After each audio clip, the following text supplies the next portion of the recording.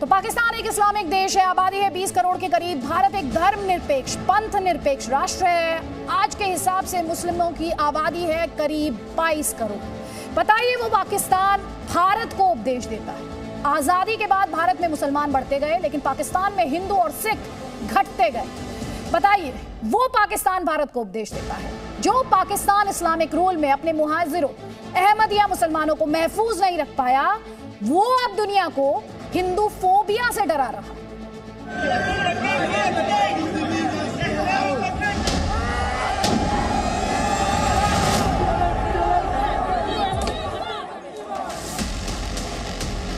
Mr. President, the RSS hate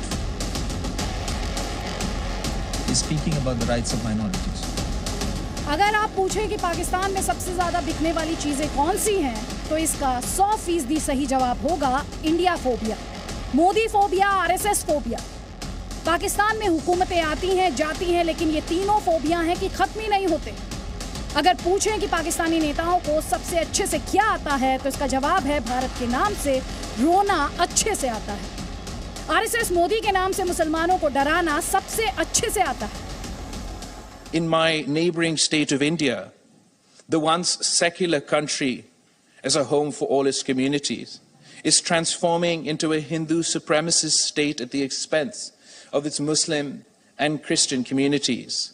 Mr. President, the RSS hate-filled Hindutva ideology has unleashed a reign of fear and violence against India's 200 million strong Muslim minority, the largest minority in the world. This includes mob lynchings by cow vigilantes. Pakistan के नौसिखिए विदेश मंत्री बिलावल भुट्टो जरदारी की किसी international platform पर यह पहली performance थी। भुट्टो ने वही सिलेबस फॉलो किया जो उनसे पहले के विदेश मंत्री करते रहे हैं। मंच पर बढ़ते ही भारत के मुसलमानों की फिक्र में जो रोना शुरू किया, तो फिर रोते ही चले गए। Frequent pogroms such as New Delhi in 2020 and Gujarat in 2002, discriminatory citizenship laws to purge India of Muslims, demolishing of homes and shops of Muslim communities under state patronage, storming of mosques by charged mobs, disinformation campaigns against Islam and Muslims on social media, bans on hijab, incitement to hatred and violence against Muslims in the political discourse, and a campaign to destroy mosques across India and obliterate its Muslim heritage and history. Bilawal ने सोचा कि बड़ा तीर मारा, लेकिन भूल गए कि पाकिस्तान अपने कब्जे वाले कश्मीर में क्या कर रहा है। भूल गए कि उसकी फौज ने बलूचिस्तान में बलोचों की क्या हालत बना रखी है। भूल गए कि पाकिस्तान ने तो अपने अल्पसंख्यकों का नामो निशान ही मिटा दिया। यूएन के मंच पर भारत की बारी आई तो भारत ने पाकिस्तान की पूरी मेमोरी रीसेट कर दी। It is ironic that Pakistan is speaking about the rights of minorities. It has a long history of having committed the gravest violations of minority rights that the world has ever seen. We know that what Pakistan has done to its minorities. It has decimated them. Pakistan continues to commit grave violations of the rights of Sikhs, Hindus, Christians, and the Ahmadiyyas. Bilawal भूल गए कि उनके पाकिस्तान में हिंदू मंदिरों को तोड़ने की तस्वीरें दुनिया ने देखी हैं। वो भूल गए कि सिंध बलूचिस्तान में हिंदू और सिख बेटियों के अपहरण, धर्मांतरण और रेप की खबरें दुनिया को पता हैं। वो भूल गए कि उसके यहाँ ईसाई किस तरह मिटाए गए और मुहाजिरों, अहमदियों की क्या हालत है। भारत ने ये भी यूएन के मंच पर याद कराया, लेकिन वो पाकिस्तान ही क्या जो हरकतों से बाज आए। अंतर्राष्ट्रीय मंच पर कश्मीर और भारतीय मुसलमानों के नाम पर नहीं रोएगा तो फिर क्या करेगा। World economy, international trade, global warming, solar alliance पर तो बोलने से रहा। इसलिए उसने प्रोपेगेंडा की नई फैक्ट्री खोली है जिसके निशान ब्रिटेन के लेस्टर और बर्मिंघम में हिंदू मंदिरों पर हमले में दिखे हैं। लेकिन भारत ने साफ कर दिया है कि पाकिस्तान के प्रपंच को वो किसी भी मंच पर कामयाब नहीं होने देगा, चाहे वो कोई मंच हो या फिर मैदान। कई खास मेहमान हमारे साथ हैं। फॉर्मर राजनयिक विवेक काटजू हमारे साथ है, कॉलमनिस्ट तारिक फतेह हमारे साथ है, एक्टिविस्ट पीओके से अहमद अयूब मिर्जा हमारे साथ है, वरिष्ठ पत्रकार पाकिस्तान से शहजाद फारूकी। शहजाद फारूकी, 1 मिनट का वक्त आपके पास और मैं चाहूंगी आप हमारे दर्शकों को बताएं पाकिस्तान में माइनॉरिटीज का क्या रिकॉर्ड है भाई। जी, बिस्मिल्लाहिर्रहमानिर्रहीम। अनगिनत दुरूद व सलाम नबी आखिरुज़्ज़मां मोहम्मद मुस्तफ़ा सल्लल्लाहु अलैहि वसल्लम और उनकी आल पर। अदिति, बहुत शुक्रिया आपने जो बात की, आप मुझसे स्टेट ऑफ पूछ रही हैं मिनॉरिटीज़ का, तो मेरे ख्याल में हमारा रिकॉर्ड इस हवाले से कुछ बुरा नहीं है। ये ठीक है कि इंतहा पसंदी एक स्टेट ऑफ माइंड है और उसका शिकार लोग बॉर्डर के दोनों तरफ हैं, लेकिन जो ज़्यादा बड़ी जिम्मेदारी थी वो तो आप लोगों की थी। आपका साइज भी बड़ा है, आपकी आबादी भी बड़ी है, आपका दिल भी उस हिसाब से बड़ा होना चाहिए था।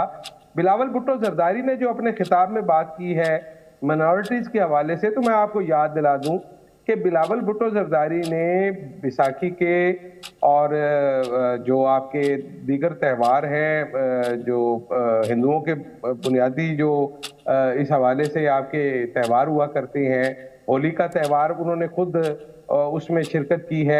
तो मैं समझता हूं कि वो ये बात माइनॉरिटीज का नंबर नहीं बता पाए सर। कौन सा ऐसा त्योहार है जो भारत में नहीं मनाया जाता? कौन सा ऐसा त्योहार है? नहीं, आपने जवाब नहीं दिया। 1 मिनट का वक्त था सर, मैं आपको आगे वापस मंच दूंगी। प्लीज मुझे एक कमेंट देना है सब गेस्ट का, बिना वक्त गवाए। अहमद अयूब मिर्जा, यही रिकॉर्ड है इनके माइनॉरिटीज का, जैसे उनका नंबर नहीं है। जी, जय श्री राम, हर हर महादेव। क्योंकि इन्होंने जो है वो अपने मजहब के नाम से प्रोग्राम में शमूलियत की है, तो हम भी हमारे हिंदुस्तान का धर्म जो है उसको बहुत ऊपर समझते हैं, तो इनको ये मेरा उस चीज का ये जवाब है। दूसरी बात ये है कि देखें, ये अब इन्होंने जो कश्मीर में हिंदुओं के साथ नफरत थी उसको ग्लोबलाइज कर रहे हैं और उसको हिंदुत्व के नाम पर बदनाम कर रहे हैं, बगैर हिंदुत्व को समझे, बगैर सनातन धर्म को समझे ये उसके खिलाफ बात कर रहे हैं। इनसे पूछे, इन्होंने भगवत गीता पढ़ी है, इन्होंने श्लोक पढ़े हैं, इनको श्लोकों का मतलब पता है।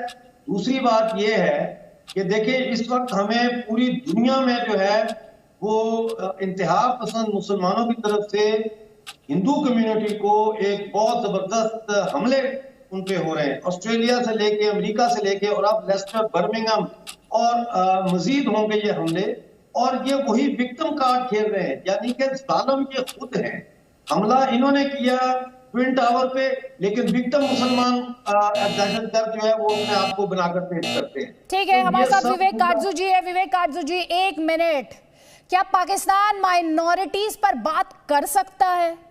क्या कर सकता है? एक्चुअली ये सवाल होना चाहिए। जिसके यहाँ माइनॉरिटीज विलुप्त होने की कगार पर है, वो लेक्चर दे रहा है। देखिए, सबसे जो आश्चर्य की बात है वो बिलावल भुट्टो और आज के पाकिस्तानी और हुक्मरान ये कहते हैं कि भारत अपनी सेकुलर ट्रेडिशंस छोड़ रहा है। हमेशा से हर पाकिस्तानी सरकार ने ये कहा है कि भारत तो सेकुलर है ही नहीं।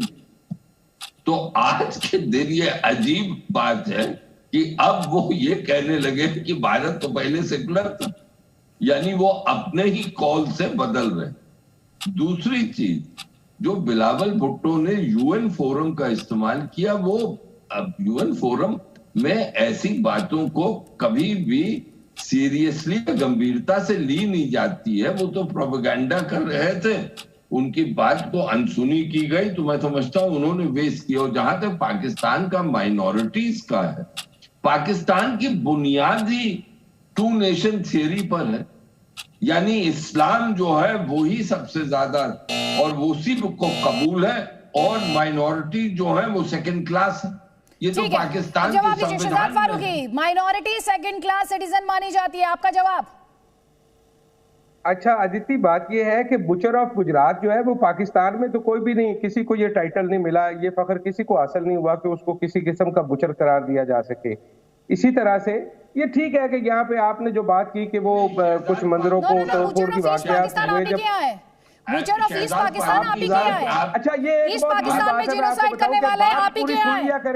आप जो मुद्दे से मत भटकिएगा, माइनॉरिटीज पे बात कर लीजिए, माइनॉरिटीज पे बात कर लीजिए। मुझे जाना पड़ेगा, फिर मुझे आपको याद दिलाना पड़ेगा, मुझे आपको याद दिलाना पड़ेगा ईस्ट पाकिस्तान आपके जख्मों पर मुझे वापस कुरेदने पड़ेंगे जख्म। तो प्लीज मुद्दे से मत भटकिएगा, मुद्दे से मत भटकिएगा, माइनॉरिटीज पर आ जाइए, माइनॉरिटीज पर आ जाइए। मुझे बता दीजिए कितनी परसेंटेज है माइनॉरिटीज की। और गुफ्तगू को बार बार काटने का है, तो मुझे समझ नहीं आती कि आप आखिर लोगों को बुलाते क्यों अपने प्रोग्राम में? अगर आप कुछ भी थोड़ी बोल देंगे सर, मर्यादा के दायरे में बात करेंगे ना। आपने कहा बूचर जैसे शब्दों का इस्तेमाल कर रहे हैं और आप सोच रहे हैं कि ईस्ट पाकिस्तान का जिक्र नहीं होगा, इसमें ईस्ट पाकिस्तान का जिक्र नहीं होगा। तो जब आप बात करते हैं तो या तो बोल सुनने की क्षमता रखिए, सुनने की भी क्षमता रखिए, फिर नहीं तो मत कीजिए उस बारे में बात। माइनॉरिटीज पर आइए, माइनॉरिटीज की प्लीज मुझे माइनॉरिटीज की पॉपुलेशन बताइए आजादी के वक्त और अभी, प्लीज सुनने का हौसला स्टिक टू द टॉपिक। नहीं मैं आपको टॉपिक से डाइवर्ट नहीं होने दूंगी और ना इस डिबेट को डिरेल होने दूंगी। तो मुद्दे पर आइए और जवाब दीजिए। अब आपको अगर बुचर ऑफ गुजरात का जो बात है वो इतनी बुरी लग गई है कि आप मुझे बात पूरी करने का मौका पाकिस्तान नहीं की बात कर रही हूँ मैं, 1971 के सबसे बड़े जेनोसाइड की बात कर रही हूँ मैं कर रही हूँ ये बात। तो उस पहले बात करनी है अगर उस मुद्दे पर तो उस पर कर लेते हैं, फिर आप डिसाइड कर लीजिए। उसके ऊपर बात करने में मुझे कोई प्रॉब्लम नहीं है। आपको अगर कहीं बात करनी है तो आप टिप्पणी की इजाजत दीजिए, ये जरूरी है इस वक्त। अब मुद्दे पर आ जाइए शहजाद फारूकी जल्दी से। जो इंडिया का सेकुलर होने का दावा है वो उसके नाम में मौजूद है। पाकिस्तान ने अपने नाम में सेकुलरिज्म का ना कभी दावा किया। उसका जो हमारा सरकारी नाम है वो है इस्लामी जमहूरिया पाकिस्तान। तो हमने तो सेकुलरिज्म का कभी नाम नहीं लिया। ठीक है, तो आप माइनॉरिटीज आपके यहाँ सेकंड रेट सिटीजन है, आपको कोई दिक्कत नहीं है कहने में, कोई दिक्कत नहीं क्यों सेकंड ग्रेड क्यों? मैं उनको कहूंगा हमारे साथ लोग जो है वो मिल बैठ के सारे कारोबार कर रहे हैं। आप अंदरून सिंध के किसी जगह पे चले जाइए, आप पेशावर चले जाइए, मुझे पेशावर के सिख और हिंदू तो अमेरिका में मिले कारोबार करते हुए, जिनके परिवार यहाँ पे पेशावर में मौजूद है। क्या कहना चाह रहे हैं आप? क्या कहना चाह रहे हैं कि पाकिस्तान में हेवन था, हेवन छोड़कर चले गए अमेरिका? जवाब सुन लीजिए। अमजद अयूब मिर्जा ये बूचर ऑफ ईस्ट पाकिस्तान भूल जाते हैं, ये बूचर ऑफ पीओके भूल जाते हैं। देखिए, सबसे पहले तो ये कहते हैं ना सेकंड क्लास सिटीजन के सवाल पर मेरा इनसे ये सवाल है कि क्या किसी क्रिश्चियन का पाकिस्तान में कोई रेस्टोरेंट है? ये तो रेस्टोरेंट नहीं खोल सकते क्रिश्चियन, ये तो बुचर शॉप नहीं खोल सकते, ये सब्जी की दुकान नहीं खोल सकते, क्योंकि मुसलमान वहां से खरीदता नहीं है, कहता है काफिर है, इनके हाथ से खाएंगे तो गुनाह होगा। ये बातें कर रहे हैं फजूल। देखिए, इस वक्त जरूरत जो है वो इस बात की है कि भारत के अंदर जो है ये जो हिंदू के ऊपर हमला हो रहा है, हिंदुत्व पे, हिंदू पे यूरोप में, इसकी आग भारत तक ना पहुंचने दी जाए, क्योंकि इनडायरेक्टली पाकिस्तान की ये कोशिश है कि ये जो यहाँ पे कम्युनल राइट्स हो रहे हैं जो कि आईएसआईएस और जहादी तंजीमों की जेर निगरानी और आईएसआई की जेर निगरानी हो रहे हैं, इनको ट्रांसलेट किया जाए कम्युनल राइट्स में कश्मीर में, केरला में और हिंदुस्तान में। तो हमें ये इसका ध्यान रखना चाहिए। दूसरी बात ये है कि मुझे ये बताएं कि पाकिस्तान के अंदर जो पीओजेके के लोग हैं वो तो क्रिश्चियन नहीं है, वो तो हिंदू नहीं है, उनको क्यों ह्यूमन राइट्स उनको नहीं है, पॉलिटिकल राइट्स नहीं है, इकोनॉमिक राइट्स नहीं है, इलेक्शन में हिस्सा लेने का उनको राइट नहीं है? इसका जवाब देना। छोड़े आप माइनॉरिटीज को, आप मुसलमानों की बात करें। बलूचिस्तान की औरतें मुसलमान नहीं है। जवाब लीजिए सादिक उल फारूक पीएमएल के नेता है। एक सेकंड जवाब लीजिए उनसे। आपने सवाल उठाया है ना, आपने सवाल उठाया है कि पाकिस्तान को क्या कोई मॉरल राइट है माइनॉरिटीज के बारे में बात करने का, जब ये ग्राउंड रियलिटी है? फारूक साहब जी, ये सवाल आप मुझसे पूछ रहे हैं? जी आप ही से पूछा है मैंने सवाल। जी, बिस्मिल्लाह रहमान रहीम। आपको मालूम होगा कि मैं एवेक्यू ट्रस्ट प्रॉपर्टी बोर्ड का चेयरमैन रहा हूं 3.5 साल, और उसमें मैंने हिंदुओं के जो मुकद्दस मकामात हैं, स्थान हैं, बड़े बड़े ये श्री कटास राज और उसके अलावा सखर में, दरिया के किनारे, फिर बलूचिस्तान में, फिर बेशुमार जगह। और तो हिंदू बिरादरी जो है वो मुझसे इतनी खुश थी, बल्कि जो इंडिया से आते थे हमारे यात्री, उन्होंने तो वापस जाकर प्रेस कॉन्फ्रेंसें की कि पाकिस्तान में हमारा बहुत ख्याल रखा जा रहा है। कितनी माइनॉरिटीज है सर आपके यहाँ? कितनी परसेंटेज है माइनॉरिटीज की? हमारे पास माइनॉरिटीज जो हैं, हिंदू बरादरी जो है वो तकरीबन 50-1 लाख है। ज्यादातर सिंध में है और कुछ हमारे बहावलपुर, बहावल नगर, रहीम यार खान में है। हाँ, और आजादी के बाद 50 कितनी लाख थी sir? 5 million percentage 5 wise million. आजादी में के बाद कितनी थी, कराची शहर में कितनी थी, उसके बाद अब कितनी है? जो ह्यूमन राइट्स कमीशन है वो क्या कहते हैं, यूएन की रिपोर्ट क्या कहती है लड़कियों के गायब हो जाने को लेकर, बच्चों के गायब हो जाने को लेकर, धर्मांतरण को लेकर? क्रिश्चियन हैं, हमारे पास सिख हैं, तो ये मिला के कोई मेरा ख्याल है 1.5 करोड़ यानी 15 मिलियन बनते हैं। और सिखों के भी मसलन नवाज शरीफ साहब के दौर में मैंने उनके जितने गुरुद्वारे बहुत से बंद थे वो सारे खोले, यानी वो तमाम गुरुद्वारे जहां अपनी जिंदगी में इनके बड़े गुरु गए थे वो हमने सब खोले।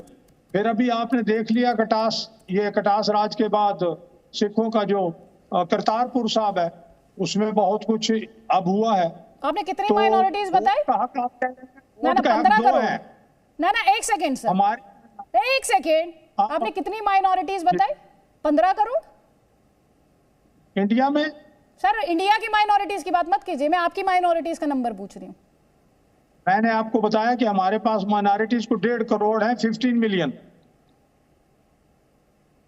ये माइनॉरिटीज का जो नंबर था 1947 में कराची में, और उसके बाद जो अब नंबर है उसको परसेंटेज में बताइए सर।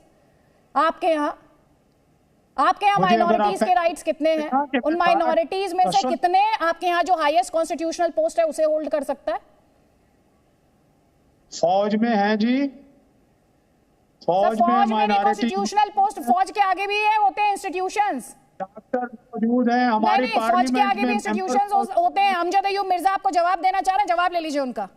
चलिए देखिए सदीकुल फारूक साहब को इस सवाल के लिए ये मौजू नहीं है, क्योंकि सदीकुल फारूक साहब एक एक्सेप्शन है।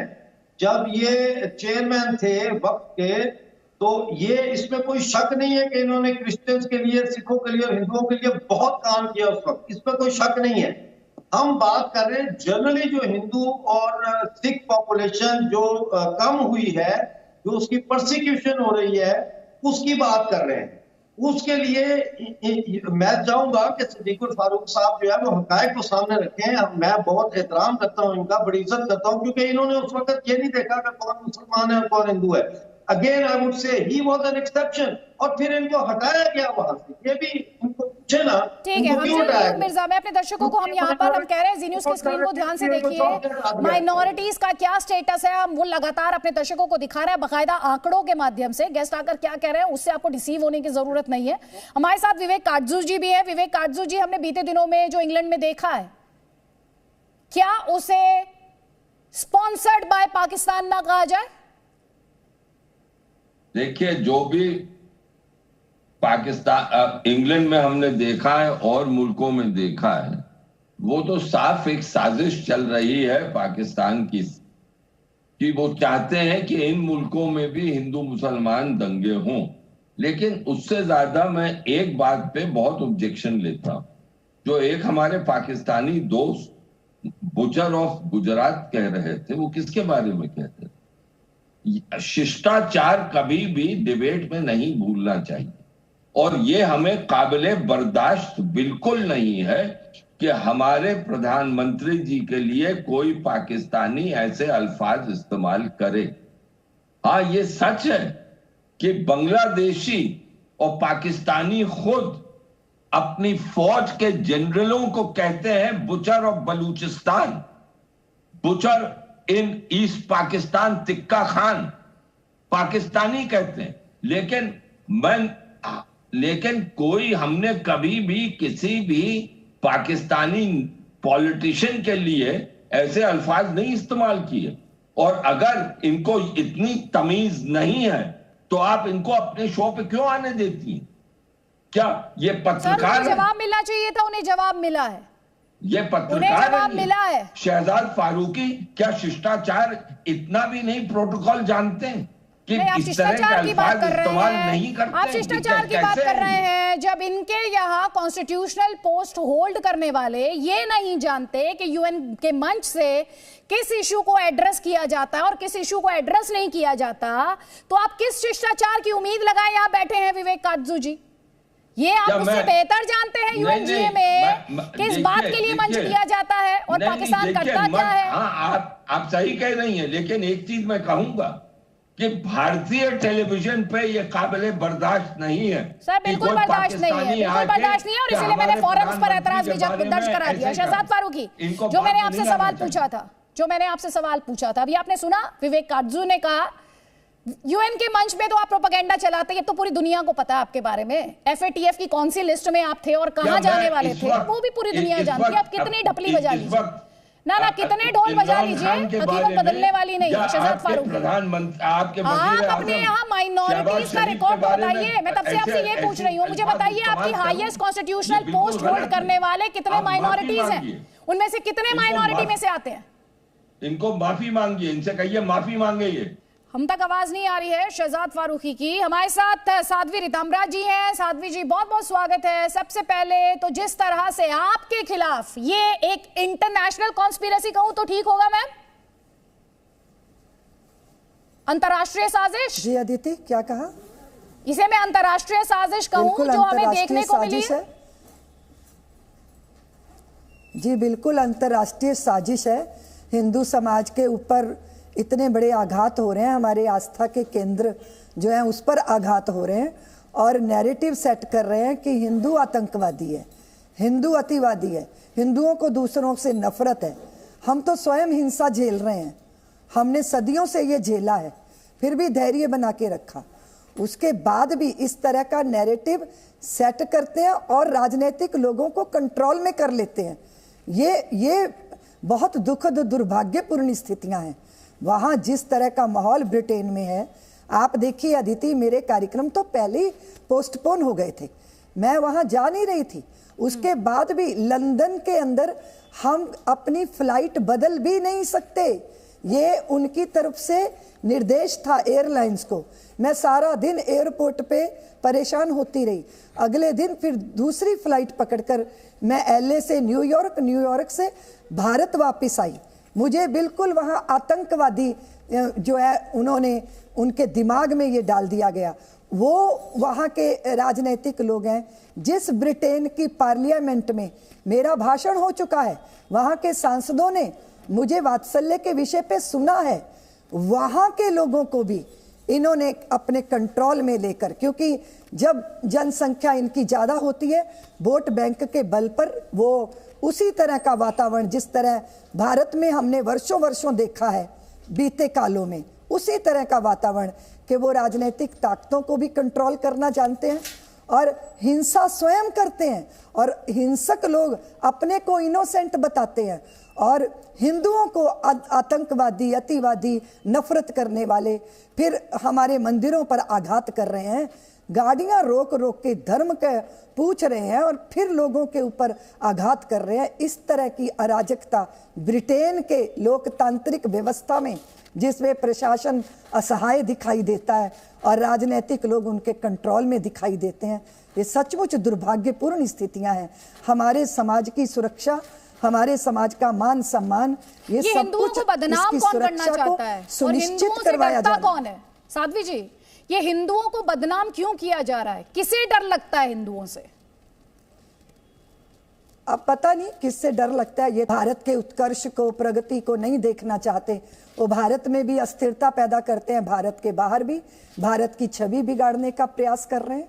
और आप ये देखो कि झूठ तो बहुत जल्दी विश्व की परिक्रमा कर लेता है ना, और सोशल मीडिया जब दुष्ट लोगों के हाथ में लग जाए तो ये अमृत भी है सज्जनों के लिए, पर जो दुर्जन है वो तो इससे विष फैला रहे हैं और इस तरह करके अपने प्रभाव में लोगों को ले रहे हैं। इसलिए राजनीतिक लोग भी और प्रशासन भी असहाय दिखाई दे रहा है। ये जो इंग्लैंड में आपके साथ हुआ साध्वी जी, आपको क्या बताया गया? ये जो आपके कार्यक्रम थे, इनको जो कैंसिल किया गया, आपको क्या सूचना दी गई? आपसे क्या कहा गया? नहीं, हमसे तो कुछ कहा ही नहीं गया। जब हम लॉस एंजलिस के एयरपोर्ट पे पहुंचे तो उन्होंने कहा आप लंदन नहीं जा सकती, आपके लिए कुछ सूचना है। तो हमने कहा कि हमें बता दिया जाए। उन्होंने कहा वो कॉन्फिडेंशियल है, हम आपको नहीं बता सकते। लेकिन वो वही था कि इन्होंने वहाँ होम हाउस को ऑफिस में बात की होगी और उनके एक MP की एक चिट्ठी आई और उन्होंने वहां ट्रांजिट के लिए भी मना कर दिया। आप देखो अदिति, जो वहां अस्थिरता पैदा कर रहे हैं, अशांति पैदा कर रहे हैं, वो गवर्नमेंट का ही धन ले रहे हैं, उनकी कोई जॉब नहीं होती है। टैक्स तो भारतीय लोग देते हैं, हिंदू जो मेहनत करता है, और ये खाली बैठे हुए सिर्फ सोशल मीडिया पे इस तरह का वातावरण बनाते हैं और भाड़े के लोग इकट्ठे करके इस तरह की अराजक हिंसक भीड़ जो है वहां हमारे मंदिरों पे आक्रमण कर रही है। ये दुर्भाग्यपूर्ण है कि जो हिंसा कर रहे हैं वो इनोसेंट कह रहे हैं अपने आप को, और जो हिंसा के शिकार हो रहे हैं उनको वो अतिवादी बता रहे हैं। और ये तमाशा दुनिया देख रही है। ब्रिटेन के अंदर ब्रिटेन की सरकार भी इसके लिए असहाय है। हम वहां जा रहे थे, हमारा कार्यक्रम 4 मंदिरों में था, 5 दिन का मेरा प्रोग्राम था, लेकिन वो मेरी कोविड मुझे हो गया था, इसलिए वो पहले ही पोस्टपोन हो गया। पोस्टपोन का समाचार पहुंच गया, उसके बाद भी उन्हें बहाना चाहिए मंदिरों के ऊपर आक्रमण करने का, उन्हें बहाना चाहिए। साध्वी जी, आपके भगवा से दिक्कत है क्या उन्हें? कि वो भगवा के पे अधिक दिक्कत है, हिंदुत्व पे दिक्कत है, और भारत के उत्कर्ष से उनको तकलीफ है। ये सारे कष्ट हैं, ये सारी पीड़ाएं हैं, तभी तो इस तरह निकल रही हैं हिंसा के रूप में। और दूसरी बात यह है कि जो विष के प्याले होते हैं ना, उसमें से विष ही छलकता है। विध्वंसी सोच उसका ये दुष्परिणाम है जिससे उनको तैयार किया गया, और वो अब बाहर निकल कर आ रही है। लेकिन ये हमारे, मैं देश के सरकार को भी निवेदन करना चाहती हूँ और ब्रिटेन की सरकार को भी कि हमारे भारतीयों की सुरक्षा सुनिश्चित करें, और जो इस तरह के हिंसक लोग हैं उन्हें अपने देश से निकालें। आप हमारे जैसे लोगों को तो अपने एयरपोर्ट पे एयरक्राफ्ट भी पकड़ने नहीं दे सकते, कि हम वहां जहाज भी नहीं बदल सकते, वहां ट्रांजिट भी नहीं ले सकते। और वो हिंसक तत्व जिनको आप पाल रहे हो, पोष रहे हो, जो ब्रिटेन की सड़कों पे आज अराजकता पैदा कर रहे हैं, उनके प्रति दुस्साहसी कदम उठाना पड़ेगा। अगर तुष्टीकरण की राजनीति जैसे भारत में वर्षों वर्षों हमने झेला है, वो दृश्य वहां भी दिखाई दे रहा है। वोट बैंक की राजनीति कि भाई समाज का इकट्ठा वोट पड़ जाएगा तो बस चुनाव में जीतना है, कुछ इस तरह की अगर सोच है तब तो फिर नहीं हो सकता। नहीं तो ऐसे दुष्ट दुर्जनों को वहां रहने का अधिकार ही क्या है, जो शांत प्रिय समाज के ऊपर आक्रमण कर रहा है। ये सारी चीजें सुनिश्चित करने के लिए हिंदू समाज को भी संगठित होना होगा अदिति, क्योंकि हिंदू समाज भी इतना आत्मोन्मुखी है। लेकिन जब वो हिंदुओं की बात करते हैं तो वो कहते हैं हमें आरएसएस और हिंदुत्व से दिक्कत है। वो हिंदुओं को भी डिवाइड करके ये दिखाने की कोशिश करते हैं कि आरएसएस और जो हिंदुत्व है उससे दिक्कत है उन्हें। उस पर आप क्या कहेंगी? वो तो ये बात है अदिति कि आप कहो कि अग्नि तो चाहिए पर उसका दाहकत्व नहीं चाहिए। हिंदू है तो हिंदुत्व, हिंदू हमारा शरीर है, हिंदुत्व हमारी प्राण सत्ता है, हमारी आत्मा है। ये तो षड्यंत्र रच रहे हैं कि हम आरएसएस के विरोध में हैं, हम भारतीय जनता पार्टी के विरोध में हैं। तो ये बताइए कि जब मंदिरों में भगवान के दर्शन कोई करने जाता है तो वो कोई पार्टी नहीं होता, वो कोई संगठन नहीं होता, वो भगवान का भक्त होता है, वो सनातनी होता है, वो मंदिर जाता है। आपको अगर किसी संगठन से विरोध भी है तो आप मंदिरों पे आक्रमण क्यों कर रहे हैं? इसका मतलब आपको सनातन की व्यवस्था से नफरत है। वो नफरत आपकी निकल रही है जो बचपन से ही आपके दिमागों में डाली गई है, उसका ये दुष्परिणाम है जो आप हमारे आस्था के केंद्रों पर इस तरह आक्रमण कर रहे हैं। और मैं दूसरी बात कहना चाहती हूँ हिंदू समाज को भी, अदिति मेरी 1 मिनट बात मैं आपके माध्यम से कहना चाहती हूँ कि पार्टियों में या संगठनों में, संप्रदायों में या जातियों में अगर हम बटे रहेंगे तो फिर घर के अंदर भी और घर के बाहर भी हमें इसी तरह के अपमान झेलने पड़ेंगे। इसलिए सारे हिंदू समाज की शक्ति को समाहित होना चाहिए ताकि शांति स्थापित हो सके। साध्वी रितंभरा जी, बहुत बहुत शुक्रिया, धन्यवाद, आभार आपका। आपने वक्त निकाला जी न्यूज से बातचीत करने के लिए, और आपको जिस तकलीफ से और जिस दर्द से होकर गुजरना पड़ा। विवेक आरजू जी, आपने सुना, सबसे क्या कहूं, आयरॉनिकल कहूं, सबसे दुखद कहूं कि वो जो पिक्चर पेंट कर रही थी, जो बता रही थी कि किस तरह से उन्हें ट्रांजिट तक का इस्तेमाल नहीं करने दिया गया, ये फोबिया नहीं तो क्या कहलाएगा? नहीं, इसमें सबसे पहले तो अगर, क्योंकि मैं पूर्व राजनयिक रह चुका हूं, तो सबसे पहला विचार मेरे मन में आता है वो ये कि भारत सरकार को इसके बारे में पूछताछ करनी चाहिए एयरलाइन से कि ऐसा आपने क्यों किया। भारत सरकार को ब्रिटेन की सरकार से पूछताछ करनी चाहिए कि साध्वी जी के साथ ऐसा क्यों हुआ, क्योंकि ये निर्णय तो वहां के एयरलाइन और वहां की सरकार ने लिया, तो जवाबदेही तो उनकी बनती है और कर्तव्य हमारी सरकार का बनता है कि उनसे पूछताछ हो। जी जी जी, लेकिन यहाँ पर शहजाद फारूकी, जो आपसे सवाल था, आपसे मैं पूछ रही थी कि कितने माइनॉरिटीज हैं जो आपके यहाँ प्राइम मिनिस्टर, और मैं दूंगी अमजद अयूब मिर्जा जी, मैं आपको दूंगी, मैं गीता आप दिखा रहे हैं, करेंगे उस पर बात।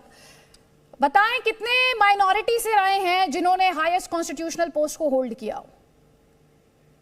देखिए, जो हमारी आईनी पोजीशन है उसमें ये गुंजाइश अभी तक इस वक्त तक मौजूद नहीं है कि वो हाईएस्ट पोस्ट तक पहुंच सकें। बाकी काबीना का हिस्सा वो जरूर बनते हैं और वजीर वो रहते हैं, लेकिन अभी तक इस हवाले से, लेकिन चीफ, इसीलिए तो मैं कहती हूँ कि आपको क्या मॉरल राइट है कि चीफ जस्टिस ऑफ पाकिस्तान के ओहदे पर जस्टिस भगवान दास जरूर फाइज रहे हैं और सारी दुनिया उनकी इज्जत भी करती है, वो कि अब वो स्वर्गवास हो चुके हैं, लेकिन उनके हवाले से पूरे पाकिस्तान में जो राय है वो निहायत मुनासिब है और बहुत अच्छे ख्यालात हैं लोगों के उनके बारे में।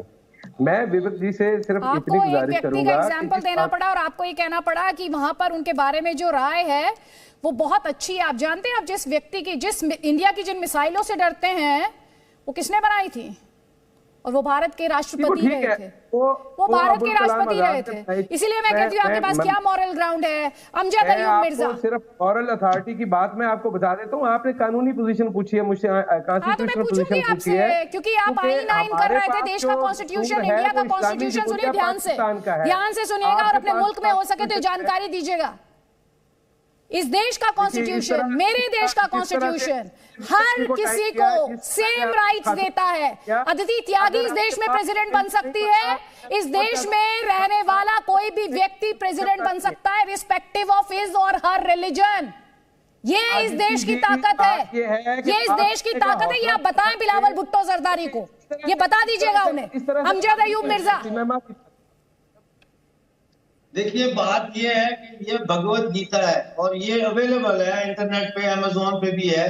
इनसे मैं पहले तो ये गुजारिश करूंगा तमाम पाकिस्तानी मुसलमानों से कि भगवत गीता ऑर्डर करें और उसको घर में बैठ के आराम से पढ़ें, फिर उनको समझ में आएगी कि भारत का इतिहास क्या है, भारत की जो मानसिकता है वो क्या है और हमारी परंपरा क्या है। ये इस चीज को नहीं समझते।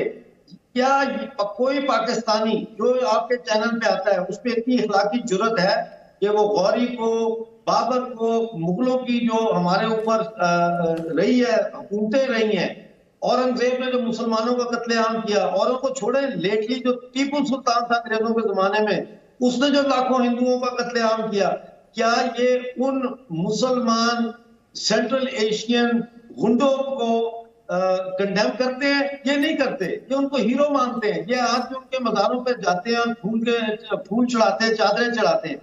मैं बार बार कह रहा हूं, इस वक्त पूरी दुनिया में अब हिंदू जो धर्म है, हिंदू परंपरा है, सनातन धर्म है, हिंदुत्व है, उसके ऊपर हमला है। अगर कोई हिंदू है, शरीर उसका हिंदू है, आत्मा उसकी हिंदुत्व है, अभी उन्होंने ये फरमाया है। तो इन चीजों को समझने की जरूरत है। हमें यूके में अब सबको इकट्ठा होना पड़ेगा।